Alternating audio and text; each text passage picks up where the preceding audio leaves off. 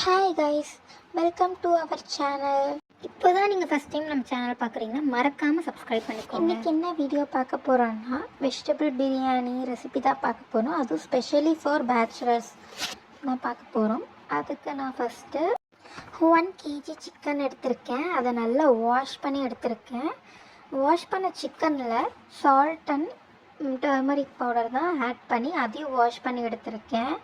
அதை வாஷ் பண்ணி எடுத்ததுக்கப்புறம் காஷ்மீரி சில்லி தூளும் சால்ட்டும் போட்டு நல்லா மிக்ஸ் பண்ணி எடுத்துக்கிறேன். அதை அப்படியே எடுத்து ஓரமாக வச்சுட்டு வெங்காயம், தக்காளி, பச்சை மிளகாய், இஞ்சி பூண்டு பேஸ்ட்டு எடுத்துக்கிறேன். அதுக்கப்புறம் அது கூடவே கொத்தமல்லியும் புதினாவும் எடுத்துக்கிறேன். அப்புறம் ஸ்பைசஸில் வந்து கிராம்பு, பட்டை, ஏலக்காய் அதெல்லாமே எடுத்துக்கிறேன்.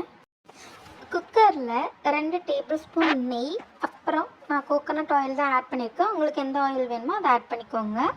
அதில் கொஞ்சமாக காஷ்மீரி சில்லி தூள் போட்டுட்டு அதையும் நல்லா மிக்ஸ் பண்ணிவிட்டு அது கூட ஸ்பைசஸ் நம்ம எடுத்து வச்சுக்க ஸ்பைசஸ்லாம் ஆட் பண்ணிவிட்டு நல்லா மிக்ஸ் பண்ணிக்கணும்.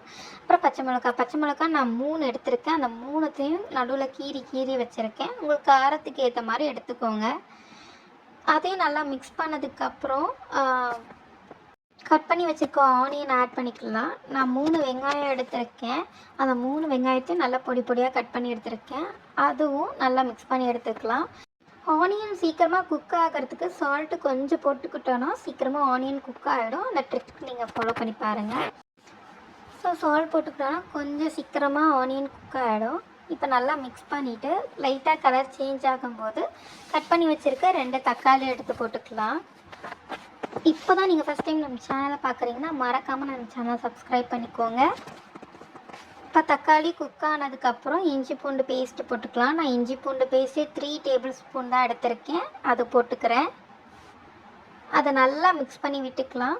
ஒரு பிரியாணிக்கு ஜிஞ்சர் கார்லிக் பேஸ்ட் அண்டு புதினாவும் கொத்தமல்லி தான் ரொம்ப இம்பார்ட்டன்ட். அதுதான் நல்லா டேஸ்ட்டு கொடுக்கும் பிரியாணிக்கு. ஸோ அது ரொம்ப பார்த்துக்கோங்க.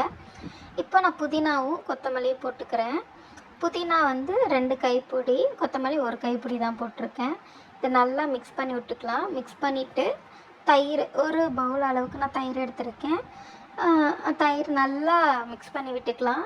இப்போ மிக்ஸ் பண்ணால் தான் நல்லா மிக்ஸ் ஆகும். ஸோ நல்லா மிக்ஸ் பண்ணி எடுத்துக்கலாம்.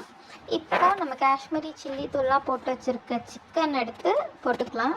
சிக்கன் முழுகிற அளவுக்கு தண்ணி ஊற்றி ஒரு விசில் வச்சு எடுத்துக்கலாம். இப்போது அந்த விசில் வச்சதுக்கப்புறம் வரும் கொஞ்சம் ஆயிலோடு வரும் தண்ணி. அந்த தண்ணியை எடுத்து வச்சுக்கலாம். நான் வீடியோவில் காட்டுற மாதிரி எடுத்து வச்சுக்கோங்க. மேலோட்டமாக எடுத்துக்கோங்க, அதுதான் நல்லாயிருக்கும்.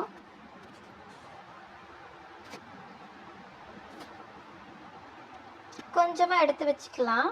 அது பிரியாணி குக் ஆனதுக்கப்புறம் அதை எடுத்து ஊற்றினோன்னா சூப்பராக இருக்கும் பிரியாணி.